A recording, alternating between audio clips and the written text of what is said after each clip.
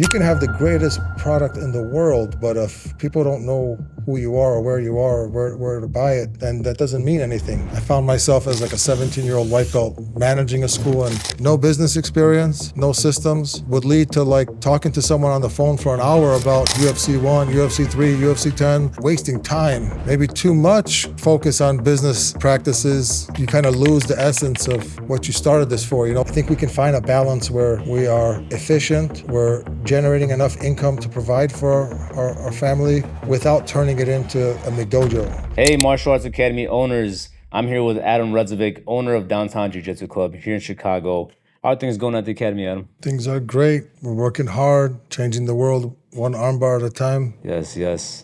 And now, to kick things off, Adem, can you share a little bit about yourself, who you are, what you do, and how you got to where you're at today? Yeah, my name is Adem Redzovic. I'm from Chicago, born and raised here in Chicago, and I started in this industry about 24, 25 years ago, originally working alongside family, and now doing things solo here in downtown Chicago.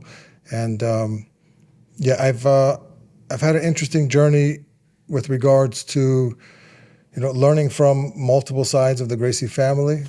Coming from a side that was firmly focused on all things self-defense, and then later putting focus on the side of the family that was more involved with competitive grappling, mixed martial arts, competitive jiu-jitsu. And throughout that process, I think we found a good middle path where we're trying to, preserve the self-defense tradition, but also stay active and engaged with all the evolution that's taking place with the technique. So here in downtown Chicago, we have a nice lifestyle academy where you'll be able to train gi, no gi, self-defense. If you want to compete, you're going to have support with all things that jiu-jitsu can offer. Awesome. Wow. You've been in the game for basically as long as I've been alive. That's crazy to think. And for that whole journey, can you talk about how you transitioned from being a student to starting your own academy and having this one? Yeah, I think I may have a little bit of a unique transition in the sense that I started pretty much a student and working at the school at the same time. When I started, there was not much jiu-jitsu in the Midwest or in the United States, and the environment wasn't really a school. It was just more of like a gathering of people who were trying to learn jiu-jitsu, but no one really had the knowledge. At the time when I started, there was one blue belt that was leading the training, and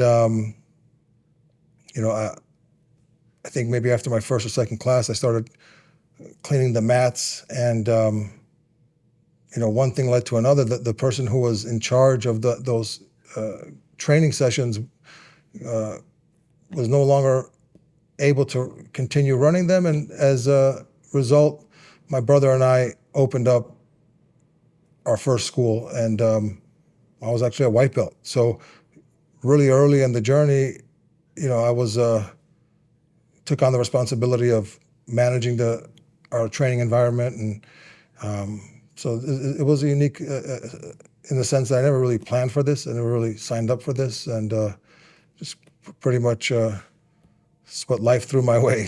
So it's been good. It's been a great experience, and I'm grateful for it. And then, so you started with that school. How did you branch out to this one right here? So roughly 10 years into the first school, at that time we were part of the Gracie Barra organization. We were the first Americans to have a Gracie Barra school back in 2002 or 2003, I think. And at that time, 10 years in, I think it was like 2010, we had, there was another Gracie Barra school that opened up downtown. My original school was on the north side of Chicago in the Lincoln Square neighborhood. So the school that opened up downtown was opened up by a friend of mine. And after a few years of getting the school up and running. He was burnt out and gave me a proposal to take over, and I did, and it's been a blessing. There was a really strong community of practitioners already established, and most of them are still here today.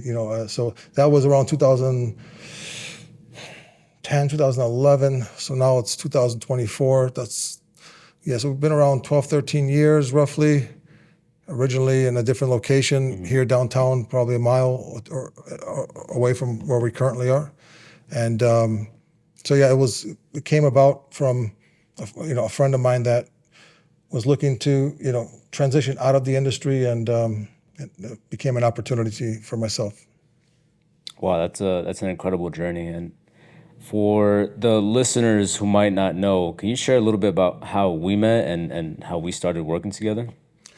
Yeah, we started in Lincoln Square, right? In Lincoln Square, you were working in the front desk. You took an admin role, and that was right before COVID. And then with the whole COVID experience, that was I guess I would imagine we'll never forget that. There was a very strange, unique time in our lives, and through that process, you stuck around, and I got a chance to see how you took things very serious. On this new path you're on with all things marketing, lead generation, and from working together on the admin side, now that's evolved to now working together on the marketing and lead generation side. And I think that was 2019 you started roughly. Yeah, it was right before everything happened in 2020. I think it was like the end of 2019. Because I was training for like a couple of years before I was actually working at the academy. Yeah. So it goes quick, man. Yeah. It goes really quick, right? It does really. To even think 2019 was what, 5 years ago, pretty much, almost 6 years ago. Seems like yesterday.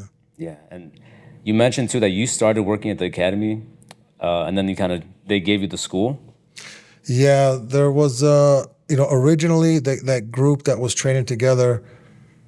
They were a affiliate of the Gracie Torrance School in California, so they had a lineage.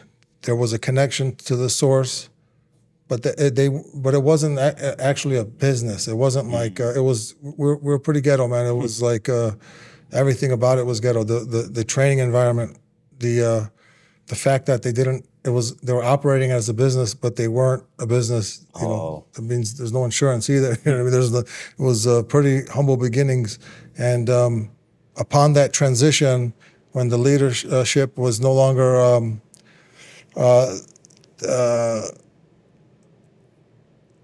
going to take things further, that's when my brother and I established that partnership, and that entailed, like now that we formed a business, and, just so happens that I was very young and, across the board, young in age, young in experience in jiu-jitsu, but just out of necessity, I think, there was we loved jiu-jitsu. That was the main focus. Was never actually perceived as a profession or business. I was so young, I wasn't even thinking about my future. So everything was built around the passion, just trying to get better, trying to make the students better. And then we figured out business principles, basic business practices along the process, but we definitely started from scratch. There was not anything really there was no experience. It was pretty much all in the trenches experience, so to speak. Wow. So yeah, based off of timing and opportunity, I found myself as like a 17-year-old white belt now managing a school and part owner of the school. Yeah, it's got to be kind of a trip, right? Like you just barely started training, and now you go manage the entire experience for new people or people that have already been there training for a while. Yeah, there was, at that time, like I think it was you're not gonna see that these days. You know, these days there are so many black belts all across the world, all across America. So that story is probably not going to be replicated anymore. I would imagine Yeah. it doesn't make sense these days. But when you rewind back into the late '90s, early 2000s, like you know, it was a matter of that's all we really had. You know, there was jiu-jitsu was so new to the States that we were kind of pioneers in some sense. You know, it's Yeah. what it felt like because we were more like we didn't have any understanding of like, you know, business practices. It was almost like we were trying to spread a religion in the sense of like exposing people to what jiu-jitsu was. It was a form of marketing too. It would go on like the local cable TV channel and do some interviews or demonstrations to expose people locally to what Oh, we wow. do and to the history, putting like the old Gracie and action tapes. We would put those in the local cable channels to kind of just get free circulation and that's where everything was coming from. Like we really believe that jiu-jitsu is, you know, the best, you know, option for someone learning to defend themselves. It's like the one-stop shop for self-defense. You're going to learn standing, clinching, ground techniques, and that passion drove everything. And yeah, but it's definitely not the standard, you know, to have, you know, on top of that, not just being a white belt, not just being 17, but also being broke. There was no business budget. You know what I mean? Everything was, you know, at that time I'm living at home. I didn't have any bills. So it's another factor as to why that was maybe able to, you know, to be doable. But, you know, yeah, these days it's not so much, I would imagine. Not the same, Yeah. but It's like the Wild West days, really. It's just you really were pioneering the way of like, okay, here's where we're at. You stop to look around and okay, now we actually have a business, right? We got to figure this thing out if we want to make it work. yeah, and because it's also tied to jiu-jitsu. Jiu-jitsu, we learned that it's about maximum efficiency, maximum efficiency, minimal energy. Everything we do, once you start to fall in love with jiu-jitsu, efficiency becomes, you know, something that you try to find in everything you do. You know, you value technique. So I recall when I first started training, for example, being so passionate, loving what we do. Now we answer the phone, someone's calling for information. That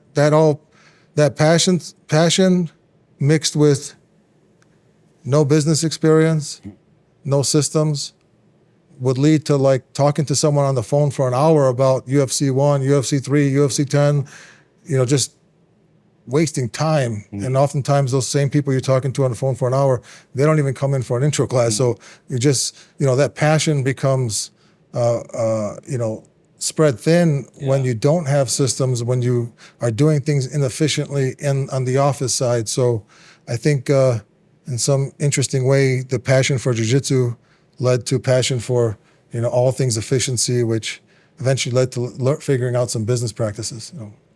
Was there a moment during that first initial experience of owning the school where the business practice started to kick in, where you're like, okay, it's we got to sit down and create systems? Like, what is the first thing that you did, or like when did you realize, all right, I got to become a businessman? Yeah, the first thing actually goes back to that phone call. You know, I would repeatedly spend so much time talking to people on the phone, and then I came across what was called like a call script, where if someone calls, there's some technique in the way that you take control over the conversation and guide that conversation toward an intro lesson. Because no matter how passionate you are, no matter how good of a communicator you are, you're not going to teach anyone jiu-jitsu over the phone. And you're not so likely to even enroll a student that's never been to your school. You'd want to have them visit. Typically, that's the norm, right? Come see what we're about before you commit. And so when I came across a call script that taught me how to drive traffic to the intro, because again, the intro lesson is going to answer most of their questions. Yeah. And if you try to answer the questions over the phone, the lived experience is going to be something that is going to answer that question a little bit better than what we can communicate over a phone. So if that's the goal, is to get them in the door, I started to see this call script started to have so much more efficiency. I was able to answer a phone, and within a couple minutes, I'm off the phone, and that person is scheduled to come in. And versus talking for an hour and not getting them to come in, you know, so time, energy, we don't have an endless supply of that. So that was the first time I remember seeing like, oh, this is a thing. There are things we can do to maximize efficiency. And the call script was the first thing that I can recall where I felt that, I experienced like, all right, that. now we're building systems in place. Now we're actually getting places. And I remember hearing a conversation with one of the affiliates, how they mentioned as soon as they added the fundamentals program to their academy, that things changed significantly for them. How did you kind of come about having the fundamentals program? Like, what did that do to your school? Yeah, that's the next thing that comes to mind with regards to curriculum. I'm sorry, with the structure or you know, business practices. We used to, again, driven by passion and belief and all this, you know, the norm when we first started, if someone came in for a free class, we would spar with them just so they can understand that, like, hey, look, this is real, you know, like, because there are other martial arts where there's a lot of mystique, a lot of fluff, a lot of charlatans, a lot of traditions that are not gonna prepare you for a self-defense situation. Yeah, that's another thing, you know, the McDojo side of things where maybe too much focus on business practices, you kind of lose the essence of what you started this for, you know. So as far as, you know, systems, having a curriculum, now it's easier to start having people assist with teaching. If I don't have clear curriculum, it's going to make it even harder for someone who I'm looking to relieve me from, you know, some teaching responsibilities for them to be prepared. So having a curriculum and then having a, you know, a tiered training when someone comes in, if they're mixed with everyone, all levels are in the class at the same time. It's doable. It's possible. We still actually have an all levels classes here very early in the morning just because there's less overall people that show up at these 5:30 a.m. slots, for example. But a lot of schools, when they first start, like for years, all classes are all levels. Just throw them in with the wolves. Yeah, and then this creates, like, it's convenient for the, you know, on some end, but now everybody is not getting what they need. You know, the beginners, if they're showing up and learning an intermediate advanced technique, they feel neglected. If the advanced intermediate students always, I don't think you can make coming in and learning what the, you know, a school that's got a couple hundred new people need, they're going to feel neglected. So just you know, all levels, starting a beginner only, like a program developed around servicing beginners. This is, I think, another step in that right direction. Something we still do today. It's pretty common sense practice at this point. You know, having a beginner program. Yeah, sounds like even when I first started in the MMA gyms, there was no like structured beginners program. It was just all levels, and they would teach you everything, and that's how I found out about jiu-jitsu. But it was just, there was no structure to it. So I'd go in, and then it almost had that sense of like the strongest survive, right? Because in that gym, it was a different type of vibe. It was, all right, let's see, it was like tough, right? So you go in there, you try to be the best, or you try to survive with them. Now, that's not made for everybody as far as like business-wise. That's not made for, it's not designed for a beginner who's never tried it, his first time hearing about it, wants to come in and learn. It's not really like a learning environment. Yeah, so that's I think is huge, actually. Yeah. From hearing around other schools that have implemented something like that, the difference it makes. Yeah, and I would say on top of that, it's not the most effective way to develop even the more advanced people, the strongest one too. You know, like a lot of times what happens is you develop this like a good old boys club, or like an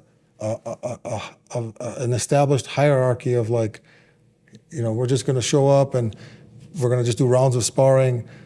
Well, it's usually the same person who wins all the time is still winning all the time. And the new person coming in, there's like a pecking order that, is very clearly established oftentimes, and becomes intimidating. And so on one end, the new people feel intimidated. They feel that, they're starting at the bottom, and the likelihood for them to get to the top of the pecking order is just, it seems like a mountain that's too high to climb for them sometimes.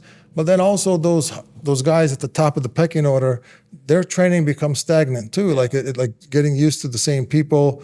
It's I don't believe is the most efficient way to develop skills. So I think nowadays what we're seeing is a lot of research toward scenario sparring, even amongst like the best practitioners in the world, seeing that they don't just do rounds of sparring.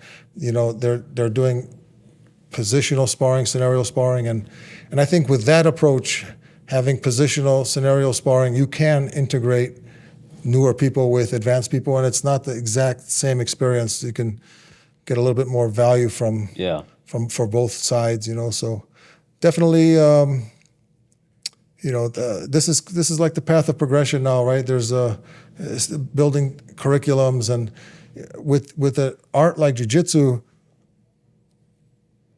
the easy thing is just, hey, we have jiu-jitsu Monday, Wednesday, Friday at this time. That's usually how people get started, because that's what's easy, and they accommodate as many people as they can. But that is, what if I want to have gi jiu-jitsu? What about no gi? Beginner and advanced classes? What about self-defense? How does MMA fit into this? Well, the point I'm trying to make is it's pretty common for people to do things conveniently, because it's things that are convenient, but still not the most efficient, because it does take some thinking and organizing to, develop your program to accommodate for, different types of people. So I think this is the evolution we're talking about, starting with no experience, no programs.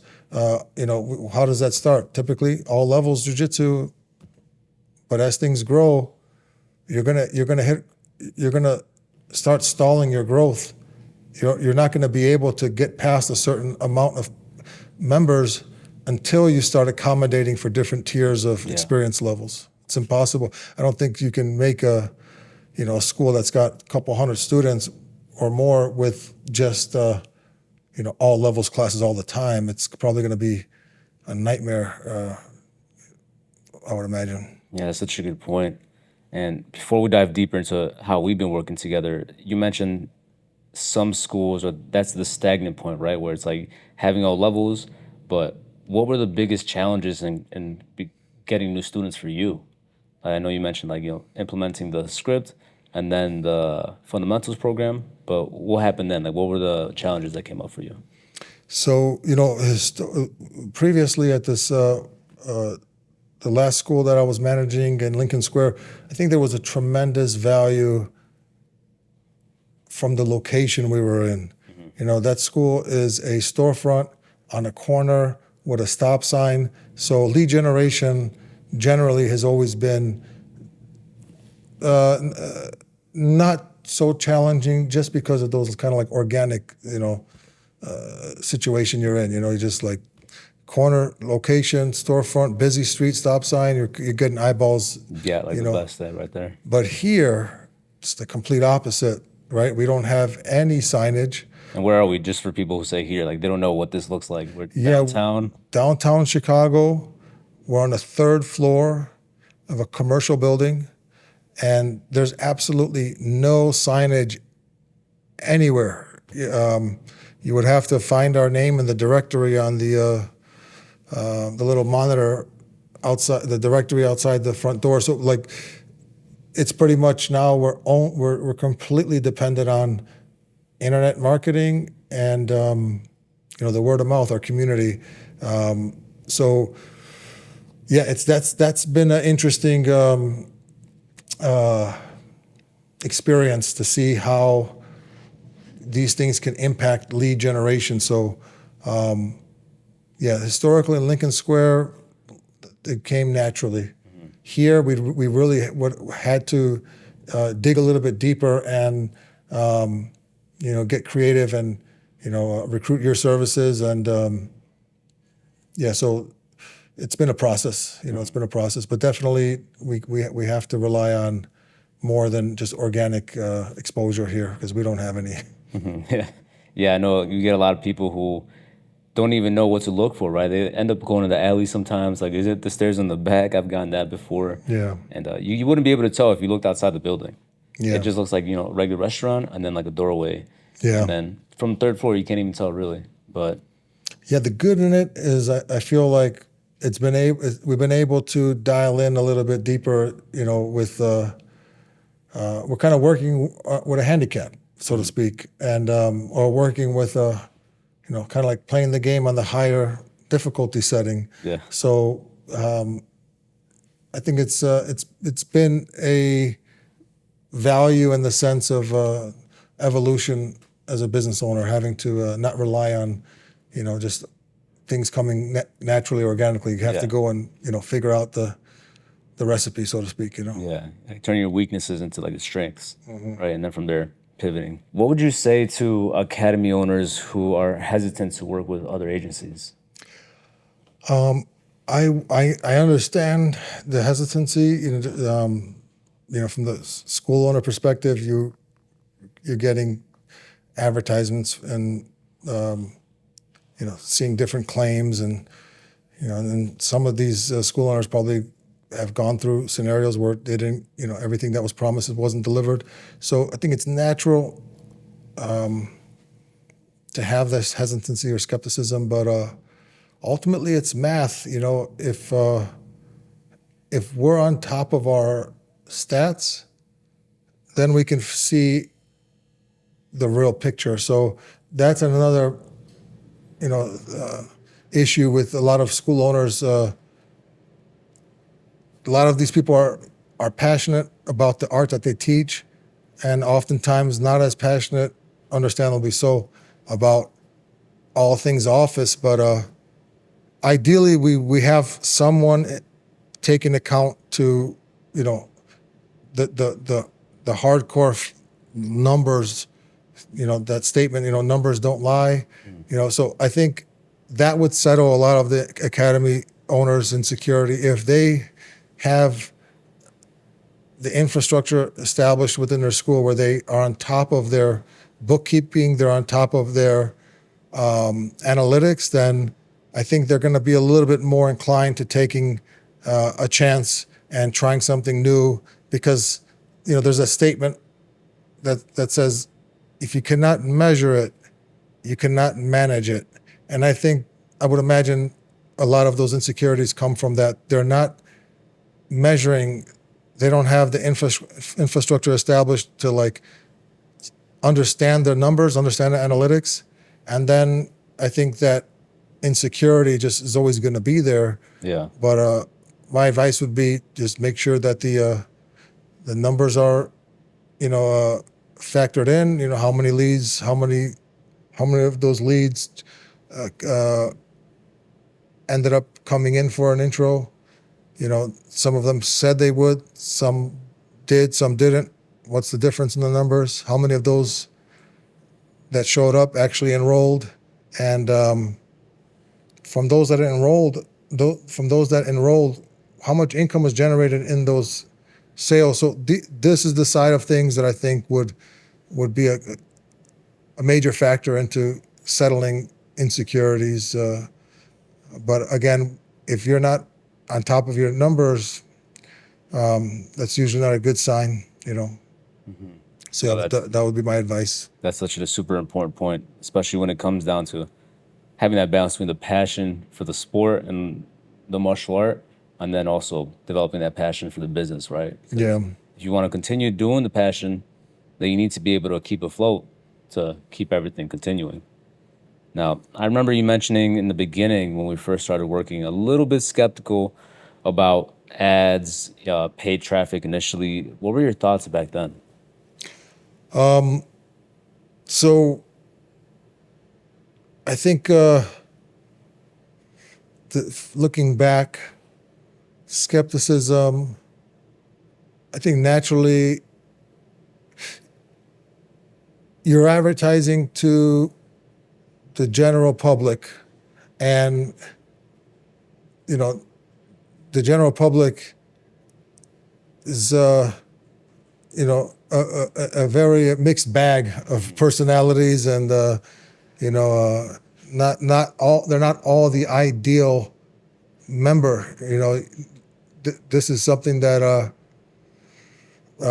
could be a cause of concern. If you bring someone in, like as school owners, as instructors, those of you watching, you understand that one person in your class can brighten the class, and at the same time, one negative person can really dim the class and ruin the experience for others. So that was the primary concern, and and I think that's an understandable concern of this other academy owners have. And but what I think is interesting about this approach now with the way these ads are managed, we can now track that and we can adjust. And we've gone through this process as well. These are things that with good communication, you can adjust these campaigns to target in on your target ideal member. It's always interesting to hear other academy owners' initial hesitations. And what made you finally decide to give us a try?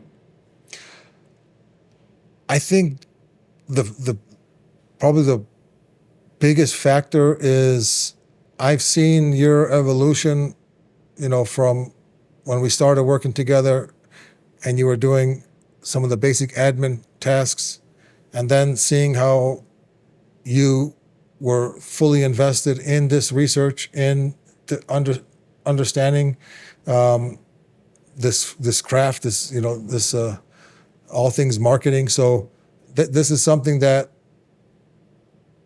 I think marketing is constantly changing, right? Like when I first started in this industry, one of the most prestigious, or one of the more impressive marketing tactics was the yellow pages. If you had like a full page ad on the yellow pages, like you're probably a big deal. Everybody would have a yellow pages in their home, and that was a very strong source for marketing. Now I would say it's the opposite. I don't have a yellow pages in my house anymore. I don't remember the last time I looked at a yellow pages, and I would assume the same for most people. But you still need marketing, but you're not getting it from the yellow pages. Where are you getting it? So I'm of the understanding that all this, these marketing strategies, it's like something that's living, breathing. It's constantly adjusting. What worked, last year, it's not guaranteed to work this year. So, based off what I've seen with you and your, commitment to learning about this industry, learning about your craft, I feel comfortable, leaning on you, knowing that you're doing that research, that you're constantly involved to stay up to date, because that's one of the concerns, with pouring money into something that's no longer working eventually is going to become an issue. So I'm confident that you're doing your research on your end, and I'm confident that we'll stay above ahead of these trends, the changes in the industry, in the marketing. Definitely. And how's been the experience so far since then? Like, what stood out to you about what we've been doing? It's been good. We have a funnel. It's producing now traffic, and now we're starting to make adjustments. We're talking about having new ventures and projects that we're going to establish and try to market. So I'm excited about that.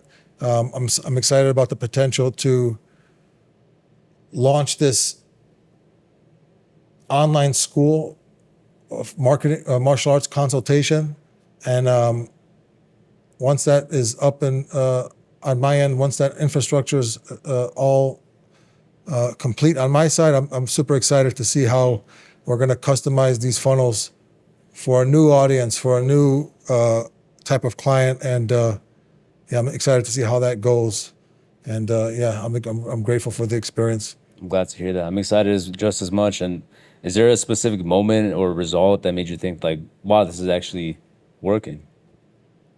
Yeah, I mean, it's pretty straightforward. Once the ads were live, now the leads are coming in. So it obviously works. And in the short term, yeah, we're based off the lead types that were coming in, we adjust, play with the funnel, and sit back and see how it goes. And so I feel like we're on the right track. We're honing in on the perfect type of client we want here. And yeah, I'm very I'm excited. I'm excited to see how this continues to develop, and it's something, again, being on a third floor, not having any visibility. These are things that are necessary.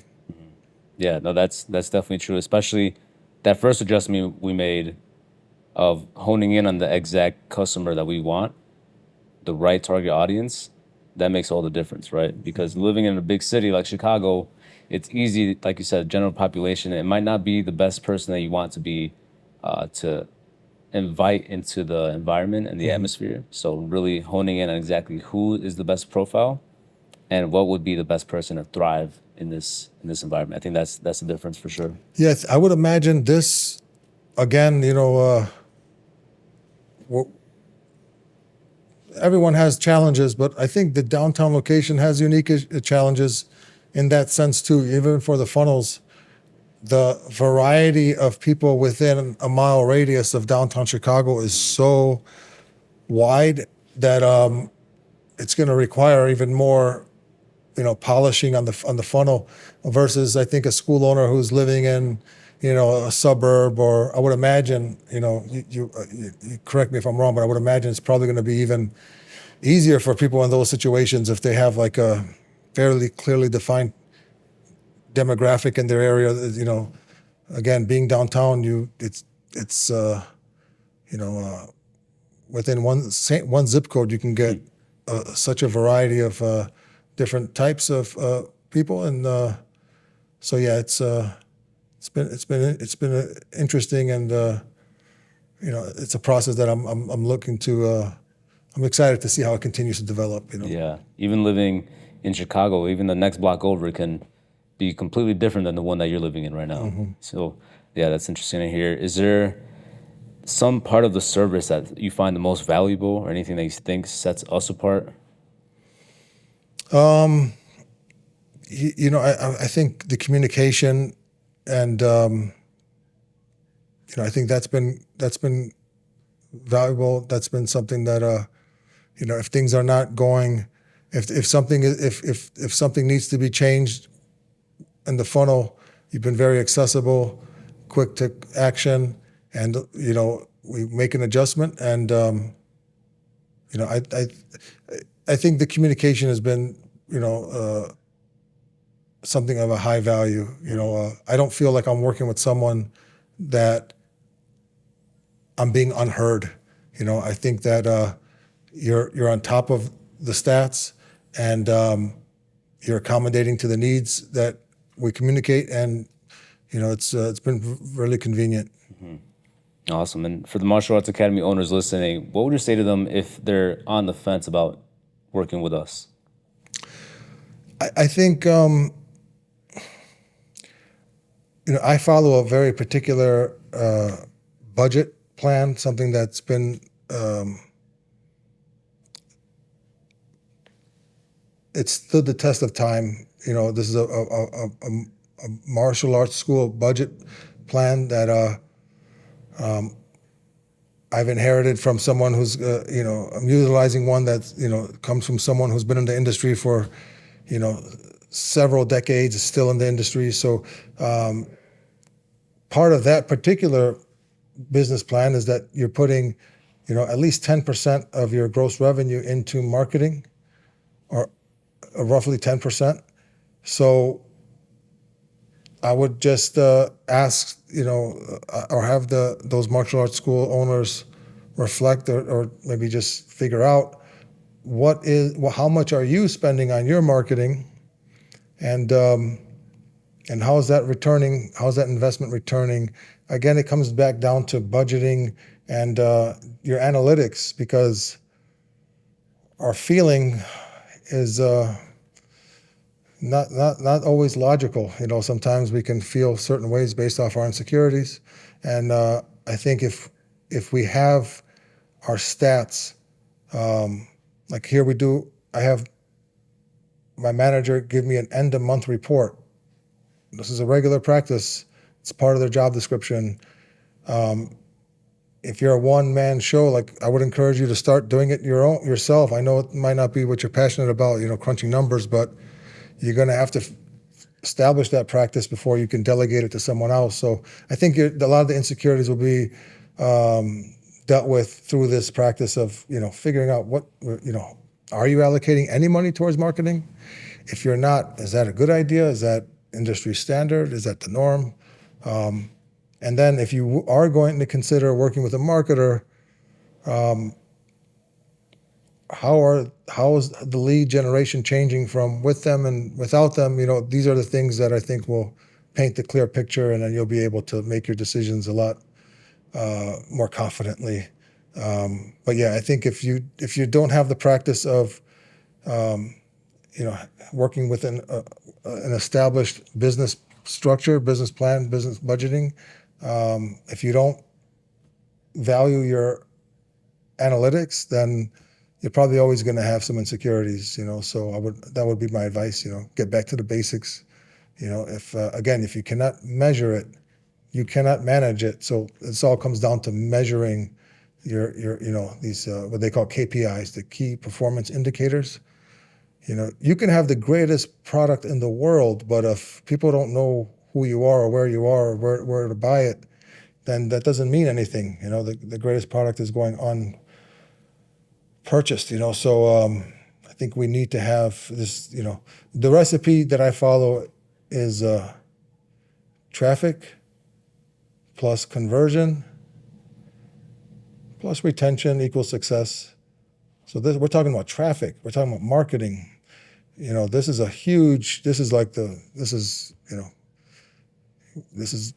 business. You have to be able to drive traffic to your service. If you don't, you're slowly dying. So how much traffic are you driving now? And how much are you spending now? And how would that change working with these marketers? I would go back to the numbers, go back to the analytics. Man, awesome. Thank you for that. That was huge. You just dropped so much gems right there. I'm excited for that school consultation program that you got going on, because that was just a little nugget of gold that you gave people. And I think if they actually implement what you even said right here in this whole conversation, it'll be a huge game changer for them. Is there anything else? This has been a fantastic conversation that you want to add. Anything you want to say? Last minute remarks. Yeah, I just hope all the you leaders, the martial arts instructors, I hope you all can preserve your passion and preserve your energy. You've probably seen that's if you're in an environment that's not efficient, that it can really strain and drain all that passion and energy from you. So for the sake of being at your best and providing your community with all that you can provide, I think it's you owe it to yourself to make sure that you're not burning the candle at both ends, so to speak. So I hope you're all able to find your balance, find your efficiency in the office side of things to preserve your passion and energy on the mats. And yeah, for anyone that wants to get some support on the consultant side, I love to work with martial arts school owners that are legit, they're passionate, they're not trying to use and abuse our industry to create some McDojo type of experience for the student, because it's almost like a perversion of this this path. I think we can find a balance where we are efficient, we're generating enough income to provide for our family without turning it into a McDojo. That's something that I'm passionate about, and I'm wishing you all the success if you're on that same page, and feel free to reach out and keep an eye out for ARJJ Online. We're going to have some consulting services posted on there soon, and thank you for all your help. Awesome. And, Thank you, Adem. Thank you all. And where can the people find you on any of the socials? Where can they find you? Yeah, Instagram, that will probably be the more active account these days. Maybe by the time you're watching this, maybe Instagram's not around anymore, but ARJJ Online, that's where the energy is going these days, and that's we have a strong foundation established there now, and the goal is to continue to build upon that. So hopefully by the time you check it out, it'll be even shinier than it is right now.